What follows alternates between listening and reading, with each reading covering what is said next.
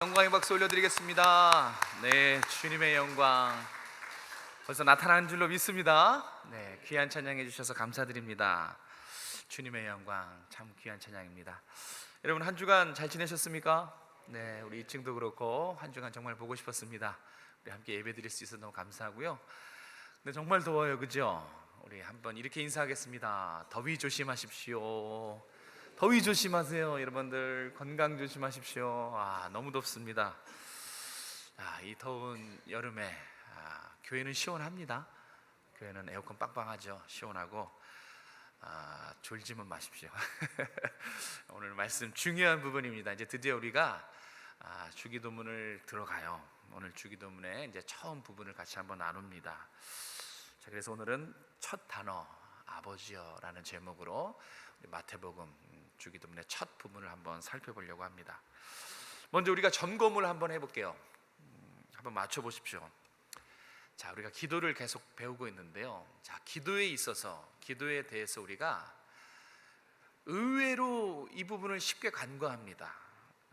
보통 많은 분들이 안다고 생각하시는 것 같아요. 안다고 생각하시는 것 같지만 의외로 아주 쉽게 실수하는 부분이 있어요. 기도에 있어서. 뭘 것 같습니까?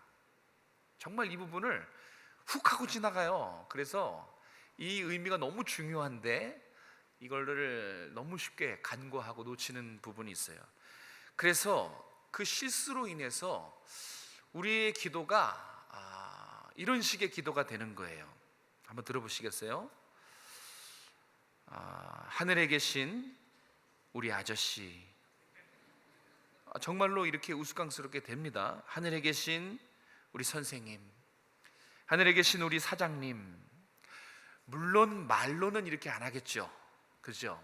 그런데 기도하다 보면 분명히 하나님께 기도하지만 기도하다 보면 기도의 대상을 잃어버릴 때가 정말 많아요.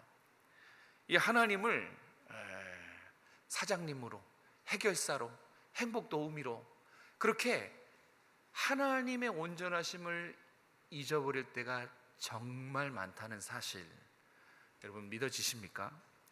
우리는 안다고 생각하지만 우리가 의외로 이 부분을 쉽게 놓쳐요. 여러분, 기도할 때 가장 기본, 그리고 기도할 때 가장 중요한 부분 한번 맞춰보세요. 이것도 맞춰보세요. 기도할 때 가장 기본이면서 가장 중요한 게 무엇인가? 첫 번째, 기도의 내용이다. 그렇게 생각하시는 분들도 있을 거예요. 기도는 내용이 중요하다.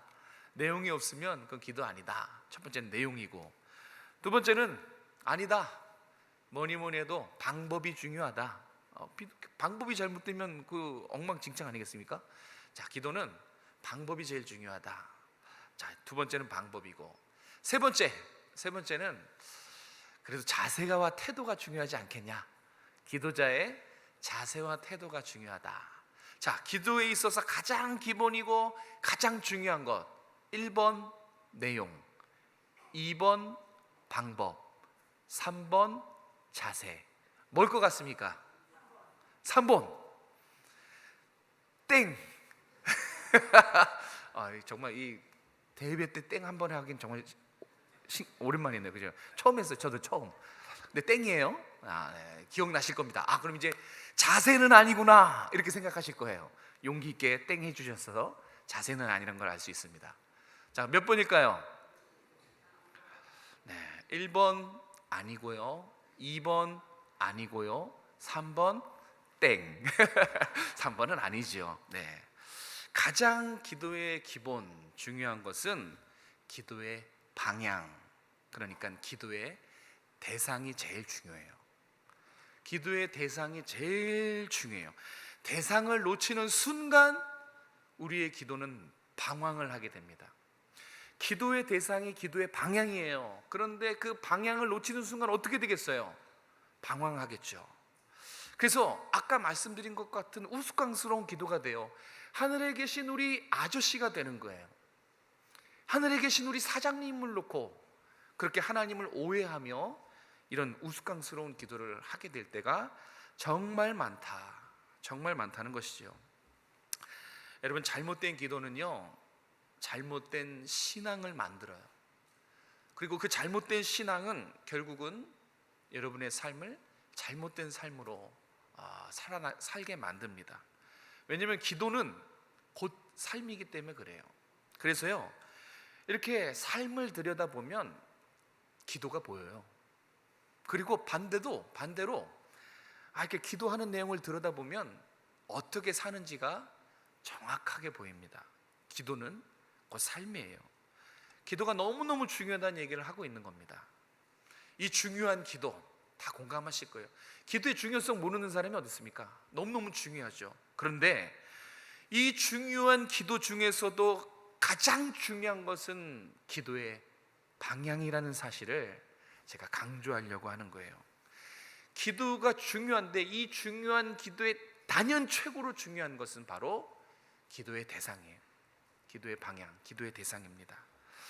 우리가 기도의 방향을 잃지 않으려면, 또 우리가 하나님이 기뻐하시는 그런 기도가 되려면 하늘에 계신 우리 아버지여, 이거를 놓치면 안 돼요. 이게 주기도문의 시작입니다. 이거를 부름이라 그래요. 이 부름의 의미를 잘 알고 있어야 돼요. 근데 우리는 의외로 하늘에 계신 우리 아버지, 여기에 어떤 의미가 담겨 있고 이게 얼마나 중요한지, 이게 기도의 방향이라는 사실조차 모를 수 있어요. 이 부분이 정말 중요합니다. 그래서 오늘 한번 살펴볼 거예요. 너무 쉽게 간과하고 있는 이 부름, 어떤 의미가 담겨 있고 여기에 우리의 신앙에 어떤 도움을 주는지 한번 두 가지만 짧게 살펴보려고 합니다. 자, 우리 그런 의미에서 9절 다시 한번 읽도록 하겠습니다. 9절 시작. 그러므로 너희는 이렇게 기도하라. 하늘에 계신 우리 아버지여, 이름이 거룩히 여김을 받으시오며. 아멘. 너희는 이렇게 기도하라. 명령형입니다. 이렇게 기도했으면 좋겠거든? 이렇게 기도해 줄래? 아니에요. 기도해 라고 단언하는 겁니다. 어떻게 기도하라는 거예요? 하늘에 계신 우리 아버지요. 이렇게 기도해야 돼요. 너무너무 중요한 부분이에요. 이 부름에 어떤 의미가 담겨 있냐? 첫 번째, 한번 따라해 보겠습니다. 기도는 응답 이전의 관계다.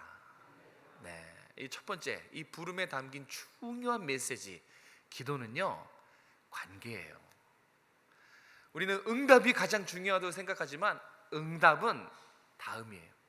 기도에 있어서 가장 핵심, 가장 중요한 것은 관계예요. 그러면 관계이기 때문에 이 기도를 할 때 우리가 어떻게 접근해야 되냐? 하나님이 누구신가? 하나님을 알고 나를 보여주고 하나님과의 교제하는, 이것이 기도에 있어서 가장 중요하다는 것이 이 하늘에 계신 우리 아버지 속에 담긴 의미입니다. 여러분, 이런 이야기 한번 들어보셨습니까? 제가 이제 방향성의 중요성을 말씀드릴 텐데요. 사진 한번, 지도 한번 보여주십시오. 네, 저 지도가 있죠. 저기 이제 미국에서 이 샌프란시스코라는 공항에서 이제 성경 지리답사 성지순례를 가는 거예요. 이스라엘로 가겠죠. 우와, 저거 표시를 해줬네요. 감사합니다. 저 노란 선 따라 비행하면 이제 성지순례 장소인 예루살렘에 도착하는 거예요. 자, 그런데 그 샌프란시스코 공항에서 이제 비행기를 탔는데 이 비행기 조종하는 이 기장이 실수를 했어요. 깜빡 실수를 하고 방향 설정을 1도 잘못 설정한 거예요. 1도. 정말 그 샌프란시스코 공항에서 비행기 조종하는 기장이 1도만 방향 설정 잘못했거든요. 그런데 나중에 비행기가 어느 공항에 도착했냐면, 지금 성지순례하러 어디 가야 돼요? 예루살렘, 저 노란 선이에요. 그런데 시작할 때 활주로에서 1도 벗어나면 나중에 어디 도착하냐면 저 빨간 선 있죠? 이 빨간 선으로 비행하게 돼요. 그래서 저 검은 점, 저기가 어디냐면 모스크바입니다. 그러니까 1도만 시작할 때 방향이 틀어져도 도착 지점은 엉뚱한 데 가서 도착하게 돼요. 저 거리가 얼마인 줄 아십니까? 약 3,000km예요. 서울에서 부산까지 3번 왕복하는 거리입니다. 우리는 1도 시작할 때 방향이 1도 틀어졌는데 결과는 딴 곳에, 엉뚱한 곳에 도착하게 된다는 거예요. 저거는 방향의 중요성을 얘기해 주고 있어요. 그래서 이 기장님들이 처음에 이렇게 이륙할 때 그 방향 설정에 엄청 긴장을 한대요. 왜냐면 1도만 틀어져도 잘못된 곳으로 갈 수 있기 때문에. 그래서 방향 설정이 엄청 중요해요. 기도도 마찬가지예요. 기도 시작할 때 여러분 방향 설정을 하셔야 돼요. 그래서 그 기도할 때의 방향 설정이 뭐냐면 하늘에 계신 우리 아버지여예요. 이게 여러분이 기도할 때의 이 시작이에요. 방향 설정을 가르쳐줘요. 자, 주기도문 처음 어떻게 시작합니까? 하늘에 계신. 그럼 첫 단어는 하늘이겠네요. 하늘에 계신, 그렇게 시작하니까 주기도문의 첫 단어는 하늘이에요. 그죠? 확실합니까? 아니에요? 그럼 첫 단어는 뭐예요? 네? 아버지요? 일부 예배 때 들었나요? 여러분, 히브리 원어로 보면 우리는 번역을 이렇게 해서 그렇죠, 원래 성경에는 파테르, 아버지여가 첫 단어예요. 히브리 원어에는 아버지여 시작이 그렇게 돼 있어요. 그래서 이걸 아버지여라고 부르고 있잖아요. 그래서 이거를 부름이라 그래요. 그래서 주기도문은 부르는 것으로 시작해요. 아버지여. 그리고 간구 6가지, 마지막엔 송영, 이 3단계로 구조로 돼 있어요. 오늘 처음 배우는 것은 하늘에 계신 우리 아버지여, 이 첫 부분이에요. 부름입니다. 주기도문의 가장 첫 시작할 때의 단어는 하늘이 아니에요. 아버지여예요. 출발 지점이 무엇인지 가르쳐주고 있는 거예요.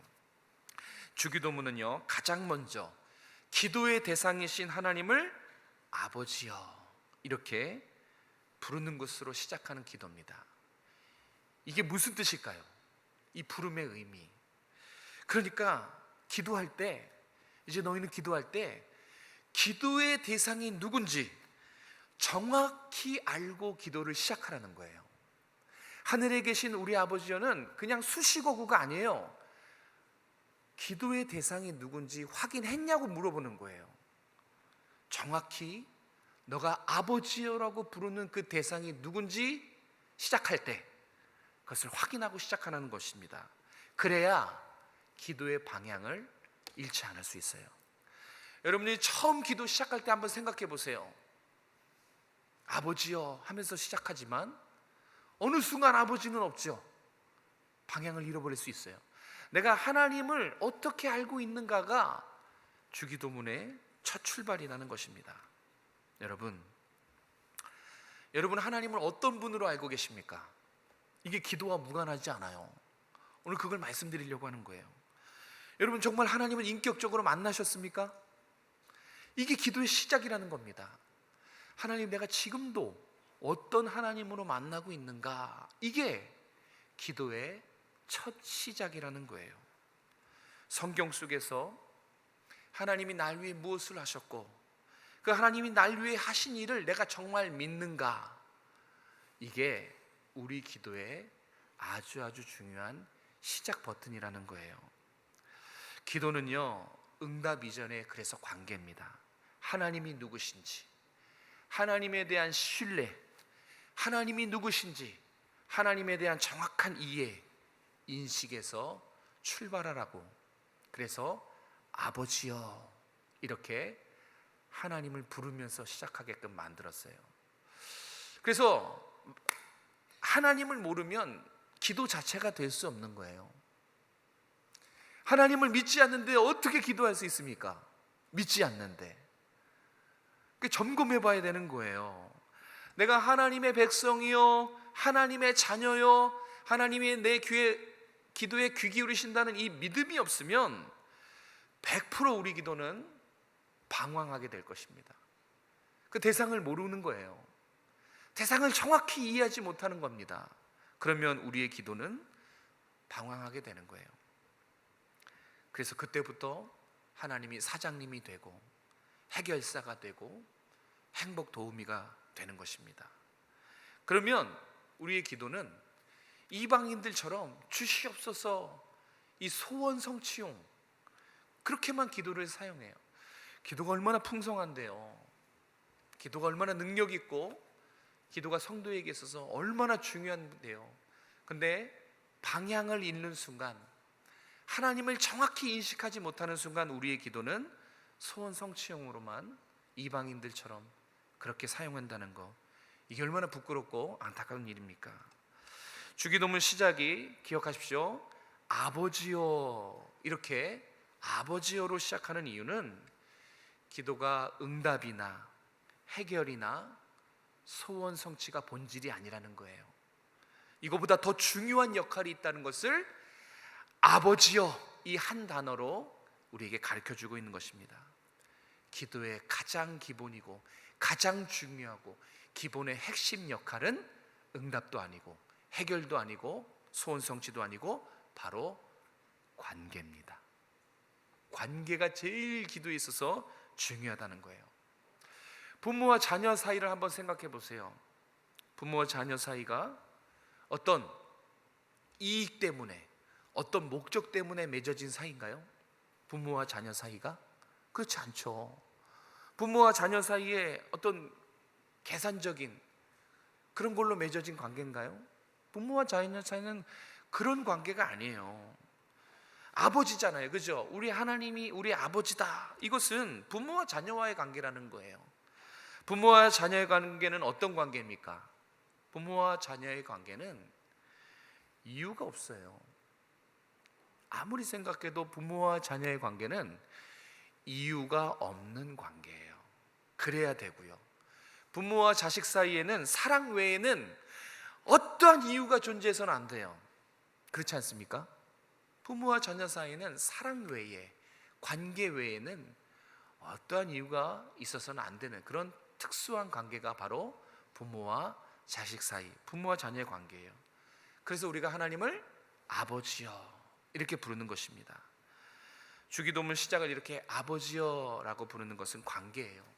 하나님이 나의 아버지시고 나는 하나님의 자녀고, 그래서 부모에게 자식이 속에 있는 것을 다 끄집어내고 편하게 대화할 수 있는, 그게 하나님이 우리에게 가르쳐 주신 기도라는 거예요.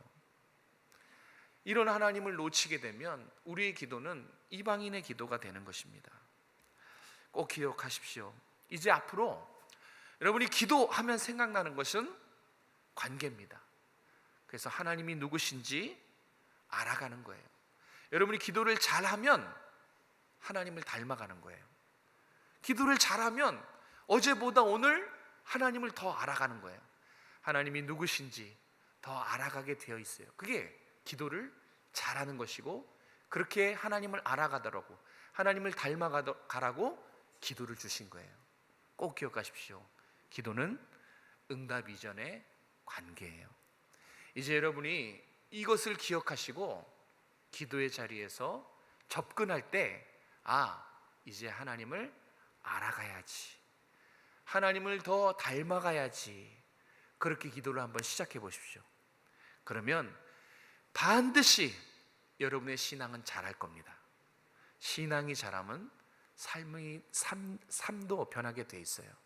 여러분, 기도가 이게 올바른 방법대로 기도하면 응답은 따라오게 돼 있어요. 응답을 놓고 기도하면 하나님 하나도 몰라요.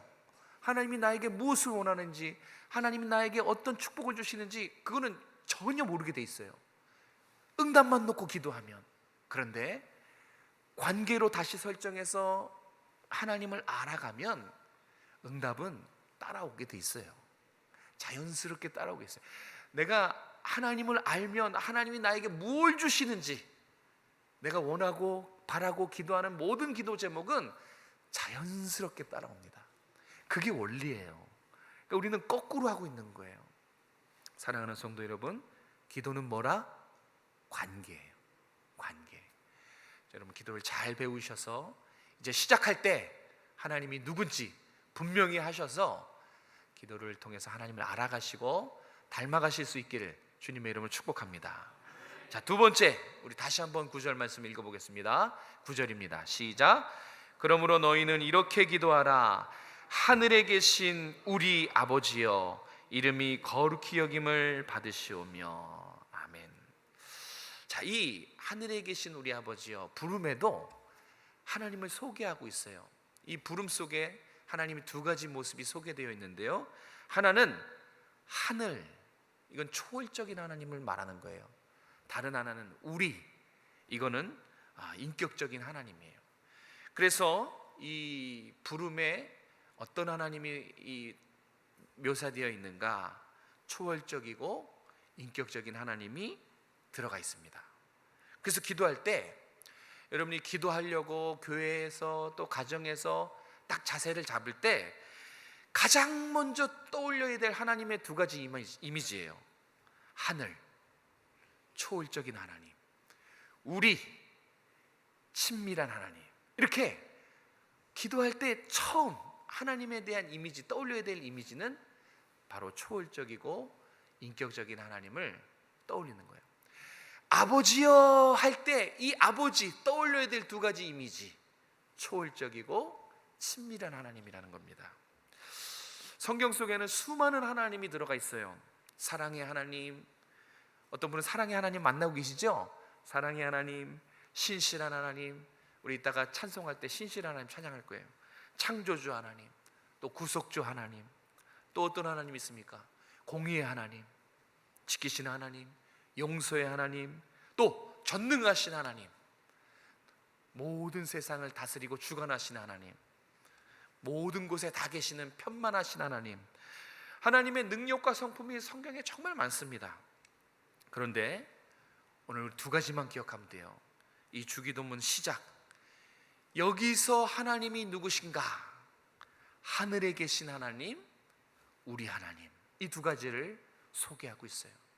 그러니까 여러분이 이제는 아버지여 부를 때 어떤 하나님을 기억하라는 거예요? 하늘에 계신 하나님, 우리 하나님. 이것도 한번 살펴보겠습니다. 유대인들에게는요, 하늘 그러면 바로 하나님을 연상했어요. 유대인들은 감히 이 부끄러운 입술로, 죄인의 입술로 거룩하신 하나님을, 그 이름을 이야기할 수 없어가지고 하늘 그렇게 얘기하면 하나님으로 다 이해했어요.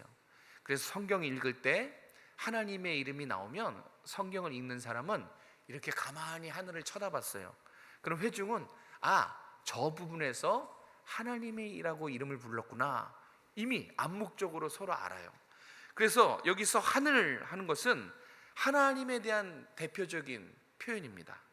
그래서 주기도문에 소개하는 이 하늘도 인간이 도저히 이해할 수 없는 하나님, 헤아릴 수 없는, 측량할 수 없는 초월적인 하나님이라는 뜻이에요. 이것이 다니엘서 2장에 분명하게 잘 나타나 있어요. 다니엘서 2장, 제가 이렇게 정리해 왔습니다. 우리 다시 같이 한번 읽겠습니다. 28절, 2장 28절 시작. 오직 은밀한 것을 나타내시는 이는 전능하신 하늘에 계신 하나님이시라. 그러니까 전능하신 하나님을 나타낸 거예요. 하늘에 계신 하나님. 그게 오늘 우리 하늘에 계신 하나님과 똑같은 의미예요. 자, 37절도 읽겠습니다. 시작. 하늘의 하나님이 나라와 권세와 능력과 영광을 왕에게 주셨고. 자, 하나님이 어떤 분이냐? 나라와 권세와 능력과 영광, 주권을 가지신 하나님이라는 거예요. 그것을 하늘의 하나님이라고 표현한 거예요. 마지막 44절입니다. 시작. 여러 왕들의 시대에 하늘의 하나님이 한 나라를 세우시리니. 우리가 아버지여 부를 때에 하늘에 계신 하나님은 전능하시고 권세와 능력과 지혜와 이런 것들이 충만한 하나님이시고, 또 나라를 세우기도 하시고 나라를 흥하게도 하시고 망하게도 하시는, 주관하시는 하나님이라는 것이에요. 그게 하늘의 하나님이라는 뜻입니다. 이것을 이미 구약에서 잘 나타냈고요. 정리해보면 이렇습니다. 우리가 기도할 때 시작부터 부르는 하늘에 계신 하나님은 어떤 하나님이냐? 여러분이 꼭 이 하나님을 기억하시고 불러야 되는 거예요. 만물을 창조하시고 그 창조한 만물을 무한한 지혜로 다스리시고 영광과 권세와 능력에 충만하시고 온 우주 만물을 하나님의 무한한 능력과 질서대로 주관하시는 만왕의 왕, 이것을 줄여서 하늘에 계신 하나님, 그렇게 표현한 것입니다. 정말로 믿는다면 내가 아버지여 부르는 그 대상이 하늘에 계신 그 하나님이 내 아버지시고 내 기도를 들으시는 대상이심을 진짜 믿으면 어떻게 기도할까요? 가짜 믿는 게 아니고 진짜로 이 하나님이 나의 하나님이고 내가 아버지여 부르면 듣는 나의 기도의 대상이심을 진짜 믿는다면, 말이 좀 웃기지만 정말로 확실히 믿는다면 여러분, 기도가 어떤 기도가 나오겠습니까? 하나님 이것도 못 들어주십니까? 왜 하나님 침묵합니까? 그런 기도가 나올까요? 이 하나님을 내가 부르면 다가오시는 하나님이 이런 하나님인데 정말로 믿는다면 여러분의 기도는 앞으로 달라질 겁니다. 그러니까 내가 하나님이 어떤 분인지, 아버지여라고 부르는 하나님을 인식하지 못해서 오는 잘못된 것이 진짜 많다는 거예요. 여러분이 기도할 때 여러분의 기도를 들으시는 하나님은 기억하십시오. 하늘에 계신 하나님, 전능하시고 무한한 지혜와 능력으로 삶을 다스리시고 여러분이 기도하기 전에 무엇이 필요한지 아시는 그런 하나님이세요. 그 하나님이 여러분의 기도를 듣고 계신다는 사실을 믿으시고 이제 앞으로 여러분이 기도할 때 이 하나님을 꼭 기억하시고 인식하시고 기도하실 수 있길 주님의 이름으로 축복합니다. 자, 두 번째로 이 주기도문 부름 속에 어떤 하나님이 또 소개되어 있는가 따라해 보십시다. 우리 하나님. 네, 하늘에 계신 하나님은 초월자, 우리 하나님은 인격적이신 분, 친밀하신 하나님을 의미하는 거예요. 그러니까 이제 여러분이 기도할 때 두 가지 하나님 이미지를 꼭 기억하세요. 하늘에 계신 하나님, 우리 하나님. 자, 하늘에 계신 하나님은 앞에 설명했고 이제 우리 하나님. 자, 보세요. 전능하신 하나님이에요. 위대하신 하나님입니다. 온 우주 만물을 말씀으로 창조하시고 무한한 지혜로 주관하신 하나님이에요. 그런데 정작 나에게 관심이 없어요.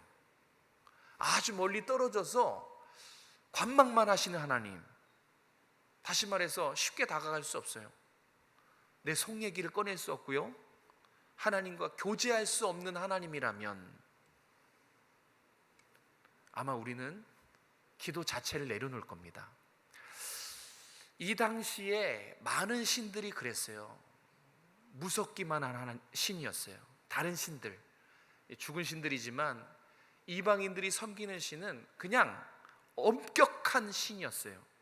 다가갈 수 없어요. 너무 무서워요. 속 얘기를 꺼낼 수 없어요. 교제할 수 없는 그런 신들을 세상 사람들이 자신의 신의 이름을 부르면서 기도했습니다. 만약에 우리 하나님이 이렇게 다가갈 수 없는 하나님, 교제할 수 없는 하나님이라면 아마 저와 여러분도 두려워서 기도 못할 겁니다. 이렇게 한번 설명해 볼까요? 저는 지금 초등학교 2학년인 저희 아이가 있어요. 둘째 아이. 이름이 시완입니다. 최시완. 이 시완이는 아직까지 저를 슈퍼맨으로 봅니다. 정말 이 아이에게 있어서 저는 아직은 슈퍼맨이에요. 나중에 깨닫겠죠.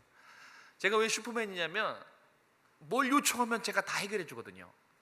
장난감 뭐 이상해요 하고 제가 다 고쳐주고, 이건 뭐예요? 라고 물어보면 다 얘기해 주고, 그리고 우리 아이가 볼 때 저는 세상에서 가장 힘센 사람이에요. 세상에 힘센 사람이 얼마나 많아요. 그런데 우리 둘째 아이에게 있어만큼은 가장 힘센 사람은 바로 저입니다. 제가 다 해결해 줘요.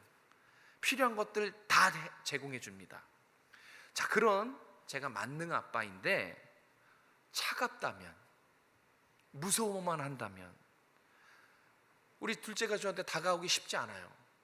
그러면 어떨까요? 물론 제가 다 해주니까, 능력 있고 위대하니까, 가장 힘세니까 다 다 해결해 줄 수 있는 아빠라고는 생각하겠지만 저한테 사랑을 받는다거나 속 얘기를 꺼내놓거나 친밀한 그런 감정을 느끼지 못할 거예요. 무엇을 말합니까? 하나님이 친밀하지 않다면 우리랑 내 얘기를 들으시고 나의 곁에 가까이 다가오셔가지고 안아주실 수 있는 그런 하나님이 아니라면 여러분은 하나님 찾지 않을 겁니다. 하나님은 두 가지 다 갖고 계세요. 온 우주 만물의 주관자 되시지만 여러분에게 친밀하신 하나님이세요. 인격적인다는 뜻이 바로 그런 거예요.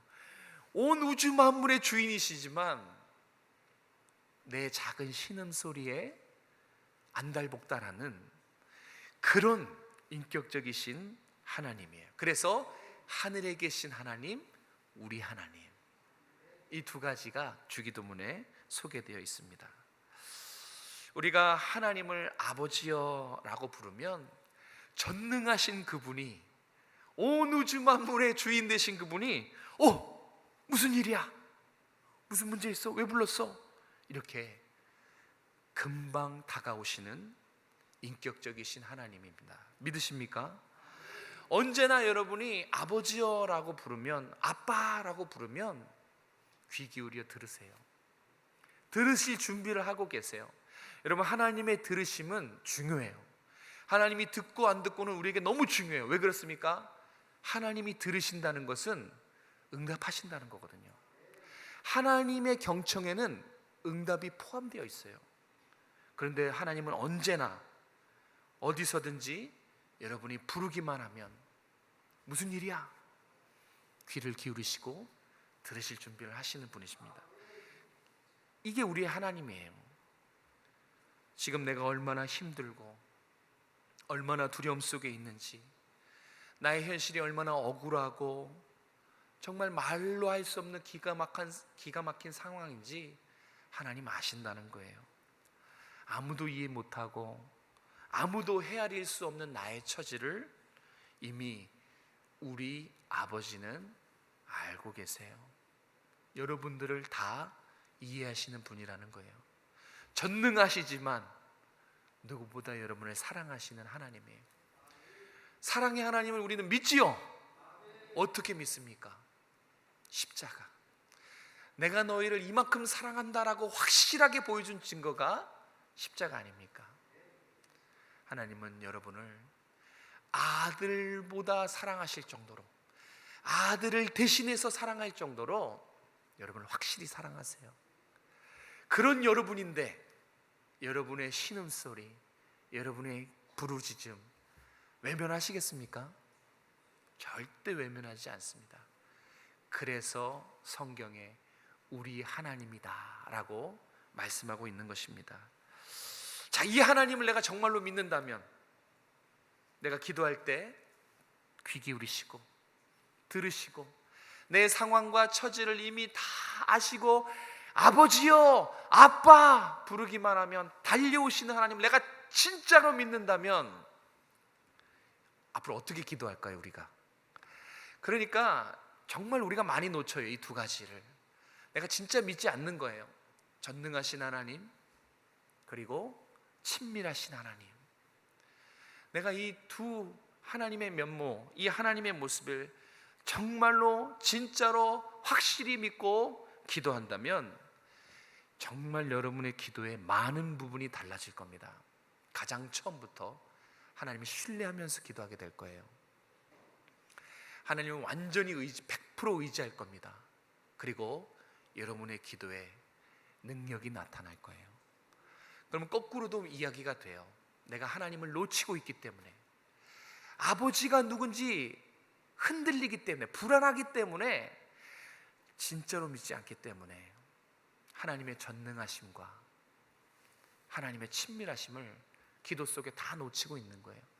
주시옵소서 응답과 해결과 소원 성취에만 온전히 집중하고 있으니까 하나님의 크기를 잃어버린 거예요.